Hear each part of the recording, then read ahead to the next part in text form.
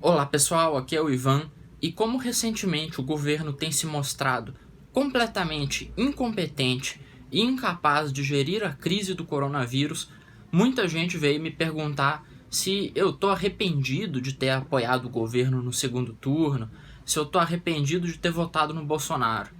E as justificativas para isso são muitas, afinal de contas. O governo não consegue gerar confiança para ninguém. É tudo instável, é tudo uma bagunça. Nós temos um Ministério da Saúde, que no momento é o mais importante, completamente incerto.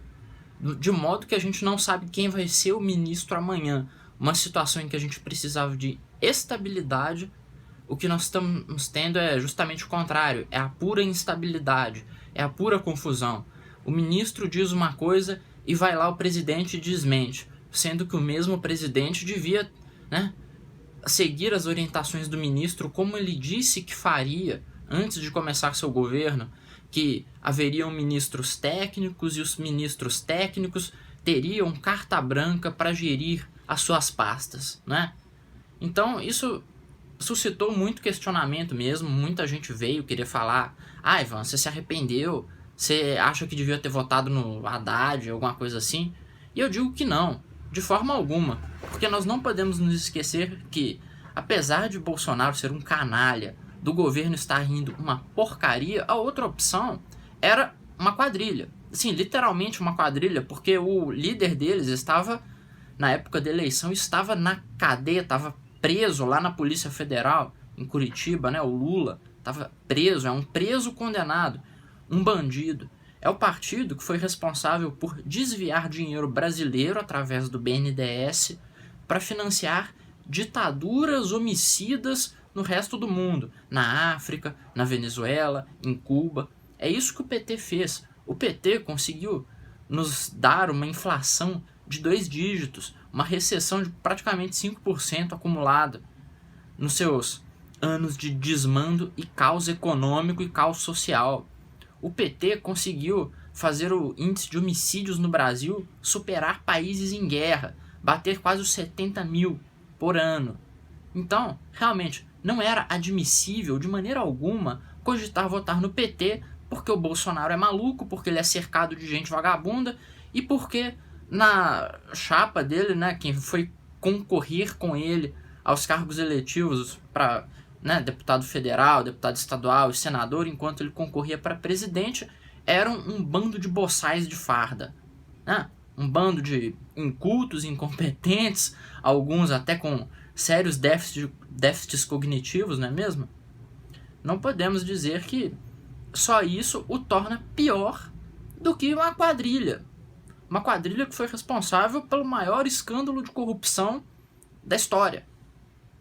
O escândalo da Petrobras foi o maior da história. E ainda tivemos o mensalão. Enquanto isso, do lado do Bolsonaro, o que nós temos é aquele negócio do laranja do Marcelo Álvaro Antônio, que a gente ainda não tem certeza como é que funciona, né? Se ele é culpado mesmo e tem que ir preso ou não. Tem o Willy Wonka, né? O Flávio Bolsonaro e sua fantástica fábrica de chocolate. Tem uns esquemas que, se forem provados, são bem menores. Então, realmente, não é cogitável votar no PT. Mas isso não exclui a possibilidade de fazermos críticas ao governo, críticas contundentes que esse governo merece. Porque, afinal de contas, nós votamos em uma agenda que está sendo desrespeitada. Eu, por exemplo, votei no Bolsonaro pensando no Paulo Guedes e pensando na sua agenda econômica, não é mesmo?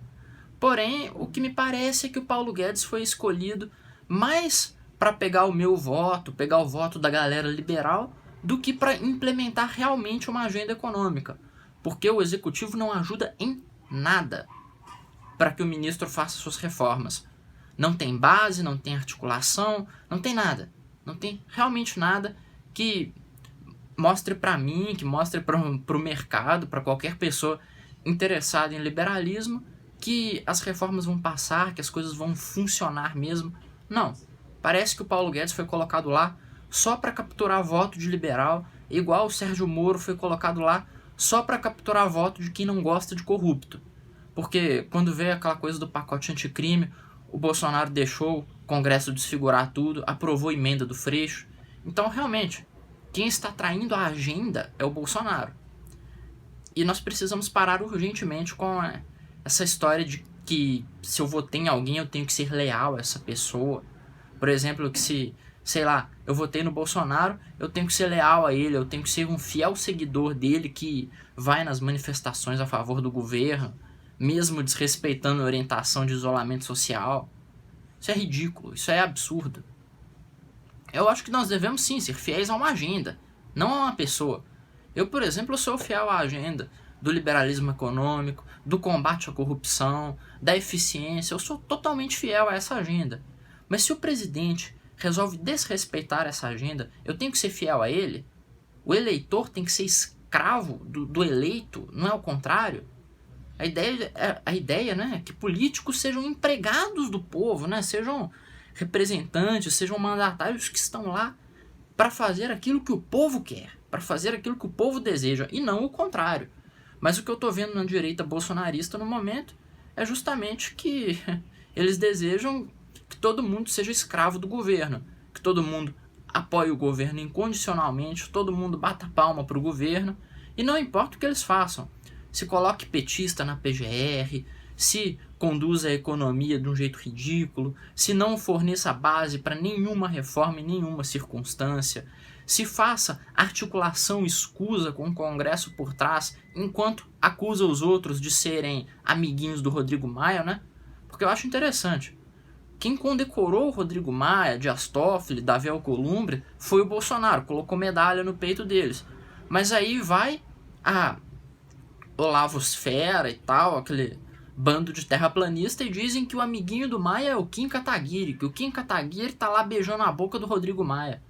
É interessante no mínimo, né? Tá lá o presidente, literalmente condecorando os caras, mas aí quem é o amiguinho do Maia é o Kim. Vocês vão pro inferno, sinceramente. Vão pro inferno, bando de hipócritas. Então, fica aqui o recado. Eu não me arrependo de maneira alguma de ter impedido a maior quadrilha de todas de ter chegado ao poder, mas isso não me torna um apoiador incondicional do governo de maneira alguma, muito pelo contrário. Tô aqui para apoiar uma agenda. Não tô aqui para ficar puxando saco de político, não. Coisa mais ridícula. Um abraço a todos. Não deixem de se inscrever no meu canal do YouTube, o canal do Ivan. Me seguir nas redes sociais. Valeu. Até a próxima, pessoal.